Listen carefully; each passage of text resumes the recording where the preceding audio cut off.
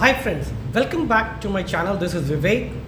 This video basically is totally based on the study plan 2025-26 CBSE 10. यहाँ पर आपको पूरा प्रिपरेशन स्ट्रैटेजी फॉर 1 मंथ मैंने बताया है कि कैसे आपको एक अच्छा स्कोर करना होगा साइंस में। यूजुअली हम लोग जब पढ़ाई करते हैं तो हम लोग रैंडमली और हे वाइज स्टडी करते हैं, कभी चैप्टर 1 पे रहते हैं, कभी चैप्टर 10 पे रहते हैं। तो एक मैंने प्रॉपर स्ट्रेटेजी तैयार करी है फॉर 1 मंथ, जहाँ पर आपको मैं बताऊंगा कि आपको कैसे पढ़ाई करना है so that you will get the maximum score in your subjects. तो सबसे पहला हम लोग सीबीएसई प्लान के थोड़े बेसिक को समझते हैं कि आपको क्या करना है इस पैटर्न में। तो देखिए, सबसे पहले आपको क्या करना है, डिसिप्लिन स्टडी करनी है। ठीक है, क्या करना है आपको, डिसिप्लिन स्टडी करनी है। मतलब ये नहीं कि आज प्रॉमिसिंग किया कि आज मुझे बहुत अच्छे से पढ़ना है और फिर कल इन चीज़ों को भूल गए, ऐसी बात नहीं है। तो सबसे पहले आपको क्या करना होगा, डेडिकेटली 30 डेज आपको बैठना पड़ेगा। तो सबसे पहला जो है आपका, इससे क्या फ़ायदा होगा कि आपका मार्क्स एवरेज टू एक्सीलेंट तक पहुंच सकता है। और you must focus the smart revision, और आपको क्या करना होगा, स्मार्ट रिवीजन। क्योंकि अभी एक क्या होता है ना, बच्चों को एक इनोवेटिव वे चाहिए होता है स्टडी करने का, राइट। तो I have given some ideas about the innovative part कि कैसे आपको आगे फॉलोअप करना है पूरे होल मंथ्स। फिर स्मार्ट रिवीजन के साथ आपको क्या चाहिए, रिपीटेड प्रैक्टिस चाहिए, mastery of high weightage chapter. तो ये आपको पता होना चाहिए कि हाई वेटेज चैप्टर क्या है, किस पे हमको ज़्यादा फोकस करना है ताकि मिनिमम टाइम में मैक्सिमम आउटपुट आ सके। इसके अलावा the plan should be like this कि जहाँ पे आपका स्कोर हो सकता है 90 प्लस और 95 प्लस। ठीक है, तो ये ध्यान रखिएगा। और साथ ही साथ आपको सिर्फ थ्योरी पे ध्यान नहीं देना है, आपको इंटरनल असेसमेंट पे भी ध्यान देना है, जो कि 20 मार्क्स का है, जो कि आपके मार्क्स को क्या करता है, बूस्ट करने में हेल्प करता है, राइट।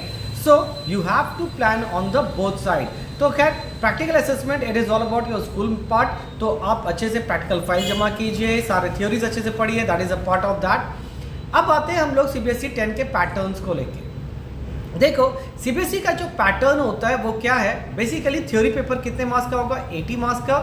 असेसमेंट कितना होगा, internal assessment that is of 20 marks. तो टोटल हो गया आपका 100 मार्क्स। और इसमें क्या क्या इंक्लूड है, तो सबसे पहला इंक्लूड है इसमें MCQ, very short answer questions, then assertion reason, short answer and long answer and case based question. इसके अलावा जो इस बार इंक्लूड हुआ है that is competency based questions, जो कि 20% से बढ़ा के कितना कर दिया गया है, 40%। इसलिए आपको थ्योरी तो पढ़ना ही है, प्लस उसके प्रैक्टिकल एप्लीकेशंस को भी समझना होगा। वेल, अब आते हैं हम लोग आपके वेटेज को समझते हैं, किस चैप्टर से कितने मार्क्स आते हैं। तो सबसे पहला जो चैप्टर है आपका chemical substance, nature and behaviour, यहाँ से आपको 25 मार्क्स का आता है, यानी कि this is the weightage chapter, यानी कि ये सबसे ज़्यादा आपको क्या देगा, वेट देगा एग्जामिनेशन में। इसके अलावा world of living that is of bio का 25 मार्क्स का। तो ये दो चैप्टर ही इंक्लूड कर दे रहा है कितना marks, 50 marks, which is a big deal, ये ध्यान रखिएगा। फिर है नेचुरल फिनोमिनन है, देन इफेक्ट ऑफ करंट है, और नेचुरल रिसोर्स, ये 12, 13 और 5 मार्क्स के हैं। तो ऑल टुगेदर कितने हो गए, 80 मार्क्स। और 80 मार्क्स आपको 20 मार्क्स क्या है आपका इंटरनल असेसमेंट है, तो ऑल टुगेदर कितने हो गए, 100 मार्क्स। अब हम लोग क्या करेंगे, इतना कुछ समझने के बाद अब आपको मैं प्लान समझाता हूँ कि कैसे आपको प्रोसीड करना है। और एक चीज़ याद रखिएगा, पूरे वीडियो को ध्यान से देखिएगा, तभी आपको समझ में आएगा कि प्लानिंग आपको कैसे करनी है, क्योंकि सबके घर का कंडीशन अलग अलग होता है। तो प्लानिंग अकॉर्डिंग टू दैट। तो एक आपको मैं आइडिया दे दे रहा हूँ, अगर आपका इसमें भी अगर आप कुछ अपना ऐड और घटा सकते हो तो it is up to you, right. घटा तो नहीं पाओगे, बढ़ाना ही पड़ेगा, सो दैट टाइम पे आपके पोर्शंस रिवाइज हो सके। तो जो सबसे पहला दिन है that is of chemical reactions, chapter 1 of chemistry. इसको मैंने पार्ट 1 में डिवाइड किया है, क्यों, क्योंकि इसमें सबसे पहले जो आपका टॉपिक होगा, स्टडी का पैटर्न होगा, वो क्या रहेगा, आप क्या कीजिए, पहले दिन टाइप ऑफ रिएक्शन कंप्लीट कीजिए। कौन कौन सा, combination, decomposition, displacement, double displacement. साथ ही साथ oxidation reduction which is a very important, as well as learn balancing method, कि बैलेंस कैसे करना, like hit and trial method, right. तो ये सब आप पहले दिन कंप्लीट कीजिए। और फोकस क्या करना है पढ़ाई करते समय, कि क्या आप इक्वेशन को बैलेंस कर पा रहे हो, क्या आप आइडेंटिफाई कर पा रहे हो टाइप ऑफ रिएक्शंस को, क्या ऑक्सीडेशन वर्सेस रिडक्शन का एक शॉर्ट क्वेश्चन आप सॉल्व कर पाओगे, यानी कि डिफरेंसेस आपको पता होनी चाहिए, इजंट इट। तो दिस इज द डे 1। अब आते हैं डे 2 पे। इतना करने के बाद अब जब डे 2 पे आ गया तो वापस से केमिकल रिएक्शन, एक्चुअली यहाँ पे पार्ट 2 होना चाहिए था, मैंने यहाँ पे पार्ट 1 लिख दिया गलती से, तो खैर कोई नहीं। तो आपका स्टडी सेकेंड डे का क्या रहना चाहिए, तो सेम चैप्टर कॉरोजन रैंसिडिटी ये कंप्लीट कीजिए। एनसीईआरटी के जितने भी बुक के एग्जाम्पल्स हैं, एक्टिविटीज हैं, उसको कंप्लीट कीजिए और एक्सरसाइज के जो बैक क्वेश्चंस है उसको भी कंप्लीट कीजिए। और साथ ही साथ आपके पास क्या होगा, एनसीईआरटी के एग्जाम्पलर होंगे, which is very very very vital for your subject. तो ये तो मैं पहला सजेस्ट करूंगा कि आप एग्जाम्पलर की बुक अगर नहीं परचेस करें हैं तो अभी भी आप कर लीजिए और अपने साथ हमेशा रखिए उसको। फिर है एग्जाम का, इनको पढ़ते समय आपको ध्यान क्या रखना है कि क्या आप डिफरेंस बिटवीन कर सकते हो कॉरोजन और रेंसिडिटी को। रियल लाइफ एप्लीकेशन भी आपको इसके आने चाहिए। फिर inference based MCQ, inference based मतलब केस बेस्ड स्टडी हो सकता है या फिर कॉम्पिटेंसी बेस्ड क्वेश्चंस हो सकते हैं, right. Now this is about the second day. अब आ गए आप थर्ड डे में, तो ये तो था चैप्टर 1 का ऊपर का। थर्ड डे आप क्या करेंगे, चेंज योर मूड। अब आप आइए बायो में। सबसे पहले आपका स्टडी पैटर्न क्या रहेगा, मोड ऑफ न्यूट्रिशन, इसके बारे में पूरा स्टडी कीजिए। ह्यूमन डाइजेस्टिव सिस्टम को कंप्लीट कीजिए और डायग्राम पे फोकस कीजिए, क्या alimentary canal and digestive gland, इसको डायग्राम बनाइए। इसमें जो लेबल्ड है वो प्रॉपर कीजिए, सो दैट 2 से 3 बार आप रिवाइज कीजिए इन चीज़ों को, ताकि डायग्राम आपके दिमाग में फीड हो जाए। अब करते समय क्या ध्यान रखना है, जब ये आप स्टडी कर रहे होगे तो किन बातों पर ध्यान रखना है। क्या आपको लेबल डायग्राम अच्छे से आ चुका है, very high chance to come, ये बहुत एग्जाम में चांसेस होते हैं आने का। स्टेप ऑफ डाइजेशन, यानी कि डाइजेशन के क्या क्या स्टेप्स हैं, इन पे भी आपको नज़र रखनी होगी। फिर क्या आपको पता है कि ऑटोट्रोपिक और हेटरोट्रोपिक का डिफरेंसेस क्या है, तो इन 3 चीज़ों पे आपको क्या करना है, एग्जाम में फोकस करना है। नेक्स्ट आते हैं अब डे 4, डे 3 कंप्लीट, इतना कीजिए। देखिए आपका जो यहाँ पे प्लानिंग तैयार किया गया वो इस हिसाब से तैयार किया गया ताकि आप अदर सब्जेक्ट भी पढ़ सकें। ऐसा नहीं है कि सिर्फ साइंस ही पढ़ना है, क्योंकि आपको जैसे जैसे एग्जाम पास आ रहा है आपको सारे सब्जेक्ट्स पे क्या करने होंगे, कमांड करने होंगे। तो ये प्लानिंग इसी हिसाब से है ताकि आपको दूसरे सब्जेक्ट के लिए भी टाइम मिले। अब आते हैं डे 4 पे। डे 4 में क्या है, देखिए लाइफ प्रोसेस चैप्टर 6 उसी को कंटिन्यू करना है। रेस्पिरेशन एंड ट्रांसपोर्ट, यहाँ पे क्या है हेडिंग, रेस्पिरेशन एंड ट्रांसपोर्ट पे वर्कआउट करना है। तो इसमें सबसे पहला क्या है, एरोबिक एंड एनारोबिक रेस्पिरेशन क्या होता है, इसके मायने, इसका final product as well as इनसे आपको क्या क्या ये है डिफरेंसेस है, राइट। फिर है ह्यूमन रेस्पिरेटरी सिस्टम डायग्राम, यानी कि आपका लंग्स का डायग्राम, ठीक है, आपका हार्ट का डायग्राम, इनके ऊपर भी वर्कआउट करना है। फिर डबल सर्कुलेशन क्या होता है, इसके ऊपर थोड़ा ध्यान रखिएगा। और function of blood components, blood component का मतलब यहाँ पे क्या हो गया, प्लाज्मा, आरबीसी, डब्ल्यूबीसी, ठीक है, फिर प्लेटलेट्स, इनके क्या फंक्शंस हैं, इन पे भी आपको वर्कआउट करना है। तो पढ़ते समय आपको ध्यान क्या रखना है, क्या आपको रेस्पिरेटरी इक्वेशंस आता है, आपको ये पता है कि रेस्पिरेटरी इक्वेशंस क्या है, बेसिकली रेस्पिरेशन रिएक्शंस है। और ये आपको पता है एरोबिक होता है, एनारोबिक होता है, प्लांट सेक्शन का अलग होता है, एनिमल सेक्शन का अलग होता है। एनिमल सेक्शन में एरोबिक का प्रोडक्ट और एनारोबिक का प्रोडक्ट भी आपको पता होना चाहिए, which is a different from the plant sections, right. तो ये सारी चीज़ों का आपको इन्फॉर्मेशन होना चाहिए। फिर आपको क्या है डिफरेंस, ब्रीदिंग एंड रेस्पिरेशन के बीच में डिफरेंसेस क्या है। तो ब्रीदिंग बेसिकली क्या था, फिजिकल प्रोसेस, और रेस्पिरेशन क्या है, बायो केमिकल प्रोसेस। तो ये ध्यान रखिएगा, इनके ऊपर भी आपको पता होना चाहिए। और यहाँ पे भी आपको ध्यान रखिएगा कि डायग्राम आपको फोकस करना है। और ये एक तरह का क्या है, चेकलिस्ट है। जब अगर आपका कंप्लीट पोर्शन कंप्लीट हो जाता है, 30 डेज का रिवीजन हो जाता है, आप यहाँ से क्रॉस चेक कर लीजिए आपने ये किया है या नहीं। तो एग्जाम के पहले आपका सेट रहेगा कि हाँ मैंने ये सब पार्ट कर लिया है, मेरा एग्जाम पर अच्छा जाने वाला है। फिर है डे 5 पे आइए। डे 5 बेसिकली क्या है, ये हम लोग डेडिकेट करेंगे चैप्टर 10 को, दैट इज लाइट रिफ्लेक्शंस। तो लॉज ऑफ रिफ्लेक्शन पढ़ लीजिए, ray diagram of concave and convex mirror, यानी कि जो स्पेरिकल मिरर है उसका भी रे डायग्राम कंप्लीट कीजिएगा। Mirror formula and sign convention, very very very important. फिर है एग्जाम का फोकस, दिमाग में क्या रखना है, मिरर, रे डायग्राम, ये मैक्सिमम चांसेस है आने का, और इनसे जुड़े हुए न्यूमेरिकल इक्वेशंस। तो ये ध्यान रखिएगा, डे 5 का काम है ये ना। अब आता है नेक्स्ट सेक्शन, डे 6 में एंटर करते हैं। तो इसमें भी रिफ्लेक्शन के आगे एक सेक्शन को जाएंगे, दैट इज चैप्टर 10 का, तो जिसमें आप किसको फोकस करेंगे। तो डे 5 में आपने किया था रिफ्लेक्शन को, तो डे 6 बन गया आपका रिफ्रैक्शंस को डेडिकेट कर रहा है। तो लॉज ऑफ रिफ्रैक्शन आपको आना चाहिए, रिफ्रैक्शन थ्रू ग्लास स्लैब आना चाहिए, लैटरल शिफ्ट क्या होता है ये पता होना चाहिए, और लेंस फॉर्मूला पे आपको कमांड होना चाहिए। तो रे डायग्राम थ्रू अ स्लैब, ये बहुत इंपॉर्टेंट है। फिर लेंस न्यूमेरिकल, हाँ, और जो ये जो न्यूमेरिकल सेक्शन है ना, ये आप एग्जाम्पलर से और एनसीईआरटी बुक से कीजिए, दैट इज सफिशिएंट, नॉट आपको कहीं भी भटकने की रिक्वायरमेंट नहीं होती है। फिर use of convex and concave lens, मतलब इनके प्रैक्टिकल यूजेस कहाँ पर हैं। इसके बाद आता है डे 7। तो आपने जो पूरा वीक किया, इसके बाद आउटपुट क्या हुआ। Let's start with the exam focus. क्या रहना चाहिए, आप क्या कीजिए, टेस्ट लीजिए खुद से चैप्टर 1, 6 और 10 का, ताकि आपको कितना कमांड हुआ ये पता चल सके। Make summary notes for 1 week, आप खुद से बैठिए और उस पूरे वीक में आपने क्या क्या पढ़ा एक समरी नोट तैयार कीजिए, और फिर क्या कीजिए, सॉल्व 1 सैम्पल पेपर। आपके पास कोई भी सैम्पल पेपर होगा चैप्टर 1, 6 और 10 का, उसको सॉल्व कीजिए। तो बोलोगे सर इंडिविजुअल तो सैम्पल पेपर आता नहीं है। सैम्पल पेपर का मतलब सिर्फ ये नहीं है कि जो पेपर आपको सैम्पल पेपर मिलता है बुक के पीछे, वो ये सिर्फ आपका चैप्टर के एक्सरसाइज भी हो सकते हैं, दैट इज ओनली राइट। 1 घंटे का बना लीजिए। अब नेक्स्ट सेक्शन में आता है एसिड बेस सॉल्ट। इसको हम कैसे करें, यानी कि डे 8 में आ गए हम। सबसे पहला आपको डेफिनेशन याद करना होगा एसिड बेस एंड सॉल्ट का। फिर पीएच स्केल क्या होता है, ये बहुत ही इंपॉर्टेंट है। And properties of acid and base, ये फोकस करना है आपको 8th डे को। और इसमें पढ़ते समय क्या रखना है, pH related reasoning question, pH से जुड़े रीजनिंग क्वेश्चन जो हैं, प्रैक्टिकल एप्लीकेशन या केस बेस्ड स्टडी क्वेश्चन, इन पे ध्यान रखिएगा। और इंडिकेटर टेबल एसिडिक है या बेसिक है, ये आपको पता चलना चाहिए। अब है इसी का पार्ट 2 पे आते हैं, that is acid base and salt. इसमें आपको स्टडी क्या करना है, mainly common salt and its compound, यानी कि सेकेंड डे आप कॉमन सॉल्ट के बारे में पढ़िए और इनसे जुड़े हुए कंपाउंड्स के बारे में स्टडी कीजिए।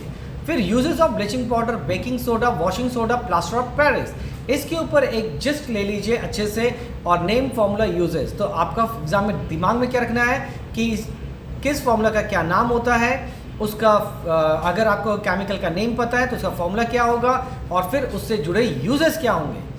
रिएक्शन ऑफ सॉल्ट, और सॉल्ट किस किस से रिएक्शन कैसे करता है, इन पे भी कमांड होने चाहिए। अब आइए डे 10 में कंट्रोल एंड कोऑर्डिनेशंस। तो इसमें सबसे पहले आपको स्टडी क्या करना है, ह्यूमन नर्वस सिस्टम, यानी कि हमारे नर्वस सिस्टम के ऊपर स्टडी करनी है। न्यूरो डायग्राम, यानी न्यूरॉन का डायग्राम आपको पढ़ना है, और रिफ्लेक्स एक्शन क्या होता है ये भी आपको समझनी है। अभी पढ़ते समय आपको किन बातों का ध्यान रखना है कि रिफ्लेक्स आर्क डायग्राम कैसे तैयार होगा, और differences between CNS and PNS, central nervous system and peripheral nervous system, तो ये ध्यान रखिएगा पढ़ते समय। डे 11 पे आइए। डे 11 बेसिकली क्या है, कंट्रोल एंड कोऑर्डिनेट को डेडिकेट किया हुआ है। इसमें स्टडी क्या क्या करना है, हार्मोनल कोऑर्डिनेशंस इन ह्यूमंस, यानी कौन कौन से जो ये हैं हार्मोन्स है वो हमारे को कोऑर्डिनेट करते हैं। फिर प्लांट हार्मोन कौन कौन से और उनके फंक्शंस क्या है, ट्रॉपिक एंड नेस्टिक मूवमेंट क्या होते हैं, इन पे ध्यान देना है। और पढ़ते समय क्या देना है, प्लांट मूवमेंट डायग्राम, यानी कि आपने देखा होगा एनसीईआरटी बुक में बहुत सारे डायग्राम दिए गए हैं, उन डायग्राम को प्रैक्टिस कीजिए कि किस हार्मोन के थ्रू कैसे मूवमेंट होते हैं प्लांट्स में। फिर है हार्मोन्स के फंक्शंस, चाहे वो एनिमल हार्मोन हो चाहे वो प्लांट हार्मोन हो, इनके फंक्शंस आपको पता होने चाहिए। डे 12 में आ रहे हैं, यहाँ पर आपको क्या करना है, ह्यूमन आई के बारे में पढ़ना है। तो structure of human I, make a diagram and study it, defect, myopia, hypermetropia, और फिर इसके करेक्शन यूजिंग लेंसेज, ये बहुत ही इंपॉर्टेंट है करेक्शन करना। एग्जाम में फोकस क्या करना है, डायग्राम ऑफ आई डिफेक्ट, यानी कि आई डिफेक्ट, मायोपिया क्या है और हाइपरमेट्रोपिया क्या है, इनके डायग्राम आप बनाइए विद करेक्शंस के डायग्राम। फिर है शॉर्ट डेफिनेशंस, आप इससे जुड़े हुए छोटे छोटे जो डेफिनेशंस है उनको पढ़ लीजिए, लाइक कॉर्निया क्या होता है, लेंस क्या होता है, जो रे डायग्राम में जो आई डायग्राम है उसमें जो भी पार्ट है, ठीक है, रेटिना क्या होता है, विट्रस चैम्बर क्या है, विट्रस ह्यूमर क्या है, इनके डेफिनेशंस आपको पता होने चाहिए। अब वापस से आते हैं कलरफुल वर्ल्ड के ऊपर, दैट इज पार्ट 2 इसका है।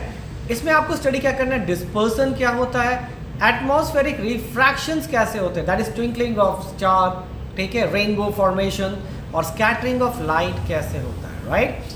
तो पढ़ते समय आपको क्या दिखाना है, पढ़ना है, ध्यान रखना है, why sky is blue, sky blue क्यों रहता है, why sun appear red at sunshine और सनसेट, इन पे ज़्यादा ही फोकस करनी है। अब ये हो गया, सेकेंड वीक आपका कंप्लीट हो गया। Now take a revision of chapter 2, 7, 11 और आपको क्या करना है, वैसे ही वापस से आप क्या कीजिए, जो भी पूरा वीक पढ़ा है एक try to make a summary note for 3 hour बैठिए और एक समरी नोट पूरा तैयार कीजिए कि आपने जो पढ़ा है वो आपको रिकॉल हो रहा है या नहीं, और सीबीएसई सैम्पल पेपर को सॉल्व कीजिए। इस बार ट्राई कीजिए पूरा ही सॉल्व करने का पूरे चैप्टर को, राइट। अब आगे आते हैं, मूव करते हैं नेक्स्ट डे 15। अब यहाँ पर है आपका डे 15, आपने क्या किया, metal and non metal chapter को रिवाइज करने का सोचा। अब स्टडी क्या करना है आपको इसमें, properties of metal and non metals, ionic bonding कैसे होता है, इलेक्ट्रॉन डॉट डायग्राम क्या होता है, यानी कि लुईस स्ट्रक्चर्स क्या है। फिर एग्जाम में फोकस पढ़ते समय आपको क्या ध्यान रखना है, metal versus non metal comparison in term of physical as well as in term of chemical differences, आपको कंपैरिजन आपको पता होने चाहिए। फिर है डॉट स्ट्रक्चर्स, यानी कि लुईस डॉट स्ट्रक्चर्स जिसको बोलते हैं, इस पर भी अच्छा से कमांड रखना होगा। फिर है डे 16 पे आ गए, ये वापस से metal and non metal chapter 3 part 2 पे है। यहाँ पे आपको स्टडी क्या करनी है, रिएक्टिविटी सीरीज, ठीक है, एक्सट्रैक्शन ऑफ मेटल, मेटल को कैसे एक्सट्रैक्ट करते हैं, फिर है कोरोजन प्रिवेंशन, और मेटल को कैसे प्रिवेंट कर सकते हैं, कोरोजन से फ्री रह सकते हैं। एग्जाम का फोकस क्या है आप ध्यान रखिएगा, आपको ध्यान रखना है कि थर्माइट रिएक्शंस क्या होते हैं और रस्टिंग कंडीशंस क्या है, तो ये सब आपको अच्छे से फोकस करते हुए ये टॉपिक को पढ़ना है। अब है नेक्स्ट है डे 17। अब आ गए आपका favourite topic that is reproduction, that is of part 1। तो सबसे पहले स्टडी क्या करना है इसमें, आपका असेक्सुअल रिप्रोडक्शन को स्टडी करना है, सेक्सुअल रिप्रोडक्शन इन प्लांट को स्टडी करना है, male and female reproductive system of human, ठीक है ना। एग्जाम का फोकस क्या होना चाहिए, डायग्राम अच्छे से आपको आनी चाहिए, सारे डायग्राम, क्योंकि आपको पता है कि प्लांट में मेल एंड फीमेल गैमेट्स होते हैं, मेल एंड फीमेल पार्ट्स होते हैं, स्टेमन होता है, पिस्टिल होता है, तो इन सब के डायग्राम आपको सही से तैयार करने हैं, और डिफरेंसेस टेबल, ये डिफरेंसेस भी आपको समझने होंगे। अब आते हैं हम लोग केस पे डे 18 पे, दैट इज ऑफ रिप्रोडक्शन का पार्ट 2। इसमें भी आपको स्टडी क्या करना है, ह्यूमन रिप्रोडक्शन के ऊपर स्टडी करना है, आईवीएफ क्या है, एडोलेसेंस क्या है, मेंस्ट्रुएशनल साइकिल क्या होता है, और पढ़ते समय ध्यान के रखना है कि सभी ऑर्गन के फंक्शंस क्या है और फ्लो प्रोसेस क्या होता है, मतलब किसके बाद क्या स्टेप्स आते हैं इन केस ऑफ रिप्रोडक्शन। अब डे 19 आ चुका है, अब है चैप्टर इलेक्ट्रिसिटी। इसमें आपको स्टडी क्या करना है, ओम्स लॉ पहला दिन पढ़ लीजिए, सेकेंड डे रेजिस्टेंस पढ़ लीजिए, फैक्टर अफेक्टिंग रेजिस्टेंस ये पहले दिन आप कंप्लीट कीजिए। पढ़ते समय आपको ध्यान क्या रखना है, स्ट्रेट न्यूमेरिकल्स, ओम्स लॉ से जुड़े हुए न्यूमेरिकल्स आपको ध्यान रखने हैं, रेजिस्टेंस से जुड़े हुए न्यूमेरिकल्स ध्यान रखने हैं, और फिर ग्राफ बेस्ड क्वेश्चन, और इनसे में जो जो ग्राफ दिए हैं बुक में, इनसे जुड़े हुए क्वेश्चंस को आपको रेफर करने हैं। अब आ चुके हैं हम लोग डे 20 पे। डे 20 बेसिकली बेस्ड किस पे, अगेन इलेक्ट्रिसिटी पे है, और यहाँ पे आपको क्या करना है, सीरीज और पैरेलल कनेक्शन के सर्किट्स पे फोकस करना है कि सीरीज कनेक्शन क्या होते हैं, पैरेलल कनेक्शंस क्या होते हैं, करंट कैसे फ्लो होता है, पोटेंशियल कैसे डिस्ट्रीब्यूट होता है, इन पे ध्यान रखना होगा, और साथ में इसी के हीटिंग इफेक्ट को, और आपको पता होना चाहिए कि यहाँ पर आपको इसके फॉर्मूला भी हैं और इससे जुड़े न्यूमेरिकल्स भी आपको देखने हैं। फिर पावर का फॉर्मूला क्या है आप देख लीजिए, और पढ़ते समय आपको क्या ध्यान रखना है, application of series and parallel and power numerical very common, ये ज़्यादातर आता ही है पावर से जुड़े हुए न्यूमेरिकल्स। अब आपका 3 वीक कंप्लीट हो गया है और वीकली रिवीजन और प्रीवियस ईयर क्वेश्चन को प्रैक्टिस करने का टाइम आ चुका है। अब आप क्या कीजिए, रिवाइज 3, 8 और 12 चैप्टर को रिवाइज कर लीजिए और सॉल्व कीजिए प्रीवियस ईयर क्वेश्चन 2023 और 2024 का, क्या आप सही से कर पा रहे हैं। तो आप देखेंगे कि अब आपको जो चीज़ें हैं वो बननी स्टार्ट हो चुकी हैं, अगर पहले नहीं बन रही थी तो। नेक्स्ट है कार्बन इज कंपाउंड, यानी कि डे 22 आपका 4th वीक स्टार्ट हो गया। यहाँ पे कार्बन कंपाउंड में सबसे पहले आपको स्टडी क्या करना है, कोवलेंट बॉन्डिंग क्या होती है, टाइप ऑफ कोवलेंट बॉन्डिंग क्या होती है, single bond, double bond, triple bond, like this. फिर होमोलोगस सीरीज क्या है, इन पे भी ध्यान रखना होगा। तो पढ़ते समय आपको क्या ध्यान रखना है कि बॉन्ड डायग्राम कैसा है, आइडेंटिफाई होमोलोगस सीरीज, और होमोलोगस सीरीज को आप सही से आइडेंटिफाई कर पा रहे हैं या नहीं। चैप्टर 23 ये भी है क्या, day 23 actually, carbon is compound chapter 4। इसमें आगे पढ़ाई करना है और आपको देखना है कि इथेनॉल क्या है और इथेनोइक एसिड क्या होते हैं, सोप एंड डिटर्जेंट का काम क्या है, और मिश्र फॉर्मेशंस क्या होते हैं, राइट। फिर है एग्जाम में का फोकस क्या करना है, कॉन्वर्जेंस रिएक्शंस, तो यहाँ पे आपका कन्वर्जेंस रिएक्शंस देखना है कि एक कंपाउंड से आप दूसरे कंपाउंड में कैसे फॉर्म कर रहे हैं, एज वेल एज डिफरेंसेस आपको ढूंढनी है कि इथेनॉल और इथेनोइक एसिड वगैरह में क्या डिफरेंसेस है, सोप और डिटर्जेंट में क्या डिफरेंसेस है, इन पे वर्कआउट करना है। डे 24, अब आपको चैप्टर 9 दैट इज हेरिडिटरी, इस पर थोड़ा फोकस कीजिए। इसमें सबसे पहले पढ़ना है आपको Mendel's law, monohybrid and dihybrid cross क्या होते हैं और सेक्स डिटर्मिनेशंस कैसे होते हैं। और पढ़ते समय आपको सबसे पहले क्या फोकस करना है, पीनेट स्क्वायर एंड इसके डेफिनेशंस पे ध्यान रखना है, क्योंकि यहाँ से जनरली डायरेक्ट क्वेश्चन ही आते हैं, तो ये चैप्टर वैसे भी इजी बन जाता है। अब है वापस से मैग्नेटिक इफेक्ट, ये day 25 magnetic effect that is chapter 13 part 1। तो मैग्नेटिक फील्ड लाइंस आपको स्टडी करना होगा, right hand thumb rule, Fleming's rule. और पढ़ते समय आपको ध्यान क्या रखना है, फील्ड लाइन डायग्राम कैसे बनते हैं, आइदर ऑफ आपका स्ट्रेट वायर हो, आइदर आपका सर्कुलर लूप हो, आइदर आपका सोलेनॉइड हो। और रूल एप्लीकेशंस, मतलब ये रूल्स जो आपने रूल पढ़ा, right hand thumb rule, Fleming's rule, इनके एप्लीकेशंस कहाँ कहाँ हैं। अब आते हैं मैग्नेटिक इफेक्ट पे, दैट इज पार्ट 2। यहाँ पे आपको पढ़ना है इलेक्ट्रिक मोटर, इलेक्ट्रिक जनरेटर और डोमेस्टिक सर्किट्स। इन पे आपको सही से फोकस है या नहीं, ये आपको अच्छे से ध्यान रखना है। और एग्जाम में पढ़ते समय आपको क्या देखना है, मोटर और जनरेटर के डायग्राम और सेफ्टी डिवाइसेस, राइट। तो न्यू सिलेबस में इलेक्ट्रिक मोटर और इलेक्ट्रिक जनरेटर नहीं है, बट इसके आप क्या कीजिएगा, जस्ट एक ओवरव्यू कीजिएगा। हो सकता है कि प्रैक्टिकल एप्लीकेशन के थ्रू, यानी क्योंकि ये सब किस पे डिपेंड है, राइट हैंड थंब रूल पे डिपेंड है, तो यहाँ से कुछ सेक्शंस आ भी सकते हैं। अब है डे 27, अब आपका 30 डेज कंप्लीट होने वाला है, तो नेचुरल रिसोर्स पे आप पहुंच चुके हैं। आपको क्या पढ़ना है, सस्टेनेबल डेवलपमेंट क्या है एग्रीकल्चर में, फॉसिल फ्यूल्स क्या होते हैं, ओजोन लेयर डिप्लेशंस क्या होते हैं। पढ़ते समय आपको क्या याद रखना है, value based question and short answers, क्योंकि यहाँ से जनरली थ्योरीज क्वेश्चन ही आते हैं। अब डे 28, यहाँ तक आपका सारा चैप्टर कंप्लीट हो चुका है। अब 28 डेज में आपको क्या करना है, go through all formula sheet, जितना भी फॉर्मूला शीट है उसको आप गो थ्रू कर लीजिए। ऑल डायग्राम, सभी डायग्राम को एक बार प्रैक्टिस कीजिए। ऑल डेफिनेशन को रिवाइज कर लीजिए एंड इंपॉर्टेंट रिएक्शंस को प्रैक्टिस कीजिए। डे 29 में आपको क्या करना है, सैम्पल पेपर सॉल्व करना है फुल आवर, ठीक है। मतलब आप क्या कीजिए, घर में ही एक स्टॉप क्लॉक लगा दीजिए for 3 hours and start your paper. Check your mistake, after that check your mistake, improve time management. और इससे क्या होगा, जब आप टाइम स्टॉप वॉच के थ्रू आप क्या कर रहे हैं, अपना एग्जामिनेशन दे रहे हैं, तो ऑटोमेटिकली आपका टाइम मैनेजमेंट भी इन्हांस होगा, तो ये ज़रूर से करना होता है। डे 30 पे आ चुके हैं हम लोग। डे 30 क्या है, फाइनल रिविजन्स एंड रिलैक्स, यानी कि तीसरा दिन जो है आप फाइनल रिवाइज कर लीजिए और उसके बाद रिलैक्स कीजिए।